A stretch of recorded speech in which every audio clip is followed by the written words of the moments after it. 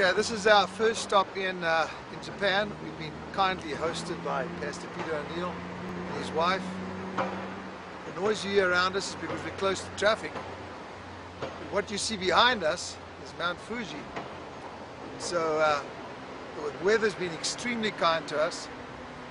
This is our first day here, and are you excited about it? Very excited. And that Fuji water you all drink there in America comes right from the bottom of this mountain. So, drink Fuji water.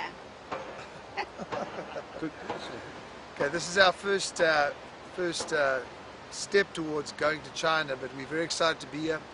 And obviously we're going to speak a little more with Pastor Peter O'Neill. But we just wanted to greet you first of all, because I said we were going to be here together. And just to get a sense of what's going on in Asia, because the many prophecies the Lord's given to me about Japan, about China, about Korea, and we're going to be in each one of those regions. All I can tell you is that you can sense change. You can sense that something has to happen. You know, I always speak about the dynamic and the demonic. And a lot of people thought the earthquake was just a demonic thing, and even quoted as saying it was God's act of God, and God did it. But you know, Doobie said something the other day when I watched the interview. He said, you know, we should all thank God that we're alive and to be able to make the world a better place. Well, that's what we believe God's going to do for and through Japan. He hasn't forgotten about Japan. We're going to talk about that when we go down to Sendai, because that's where the tsunami took place. So we just wanted to tell you that we are here now, and if you look at that mountain, of course it's quite hazy today, but if you look at that mountain, you think about what I've been saying about conquering our mountain, about what's about to happen in 2012.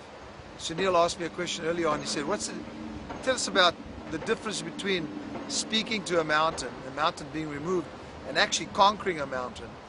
Well, speaking to a mountain, some mountains you could speak to because they're not supposed to be climbed or conquered in the spirit.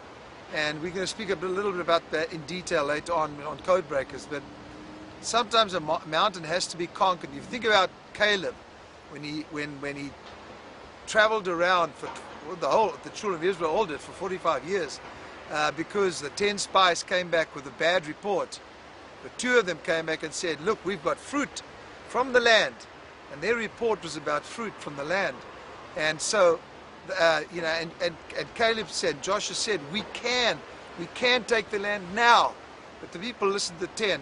And we're tired of hearing the 10 reports.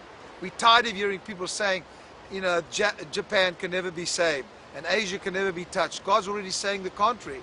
And we see that out of this earthquake and this devastation, that there is going to be change.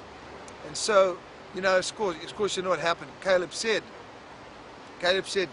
after 45 years, he said, look at me. I'm as strong as I was 40 years ago. He said, now give me this mountain. I believe this mountain here can be conquered in this city, in this nation, and in Asia. So, you know, when I look at that mountain, I think about it, and the one theme that we have for 2012 is that we are going to conquer our mountain. We're going to take it. We take it bit by bit. We're going to bring it. We're going to conquer it. So anyway, it feels good here. Peter, come join me here quickly. And as my friend, who's been an extremely great host, Peter, just say hello to the people. And you know, I loved what you said when you were in Sendai. Actually, some of the stories that you told. And I want you to tell those stories again. Not now, when we go down there, but just say hi to the folks, because they love you and you know we've supported you. Boy, I'm lost for words. But we love you all very much, and we're so thankful for everyone there. Well, tell them what you think about me.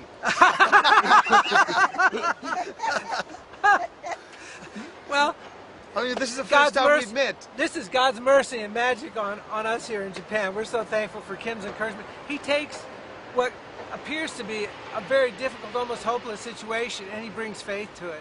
He gives us the hope that this is not the destruction in the end, or that it's impossible to reach this country, but that it is, and that God's way up is down, and that there's a future here that's going to completely change, that the average person just looking through their own normal eyes would never see. But when you see it through God's eyes and you see what the Lord's doing, you realize that there's things coming that they're just amazing that the Yeah. Lord's going to do wonderful miracles. And So, that's what Kim's done. so you're not one of those people that believe that by 2012 it's the end of the world. You have more hope than that. No, I'm not one of those people. I know. I just wanted Sorry. I want them to know that this is a friend. This is an associate in the ministry in God, because you know, we believe the same thing.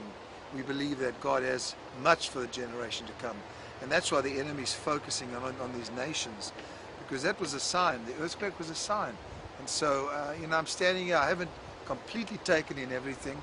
Obviously, I've only just been here, not even 24 hours. But you've been teaching us a lot about the culture, you and your wife, and of course Doobie is here. And Doobie is always a pleasure to be with, you know. And Doobie's going to be turn around and look at Doobie there. Doobie's going to be he's going to be sharing some stuff with us as well. There's something very interesting that I want to say here. When you're talking about the disaster here, and you're talking about things that has been devastations and everything, but look at the spirit that Kim is speaking about in Japan. We hear something being built, restored. The camera can go around and show you the tractors and the machines, and these people are not desperate. The earthquakes, the tsunamis, the disasters, and yet they are courageous enough, exactly like God is testing us all the time, to pull yourself together and rebuild and restore and say, here we are to stay forever. We're not going to go into despair. We're not going to leave anything broken.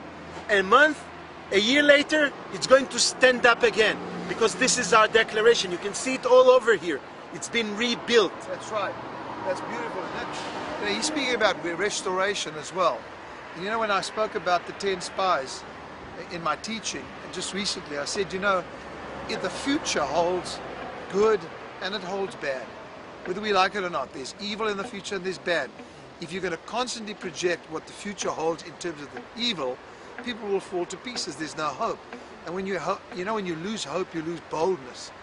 That's what the Bible says. We have boldness of speech because we have this hope. And so 10 spies decided to bring back a bad report. There are giants in the land. 2 of them said, we looked further than the giants. We saw fruit. And in fact, we're carrying the fruit of the future to you. And there were only 2 of them. And that's how it is today. The majority of people cannot see the fruit of the future, and they won't carry it back.